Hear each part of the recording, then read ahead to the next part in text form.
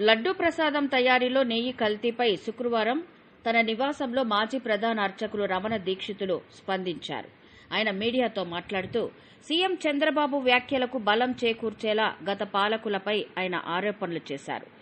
2-3 రోజుల్లో వస్తున్న వార్తలు చాలా బాధగా ఉందని, శ్రీవారి భక్తులకు మనోవేదన కలిగించిందన్నారు. నైవేద్యాలు, లడ్డూల్లో పవిత్రమైన నెయ్యిని కల్తీ చేయడం బాధాకరమన్నారు. చాలాసార్లు అధికారుల దృష్టికి తను తీసుకెళ్లానని, నేను ఒకరిగానే ఒంటరి పోరాటం చేశానని అన్నారు. తోటి అర్చకులు నాకు సహకారం అందించలేదు. ప్రభుత్వం రాగానే నెయ్యిని నాణ్యత ఉన్న నందిని డైరీకి సరఫరా ఇచ్చారు. ఇది సంతోషదాయకం.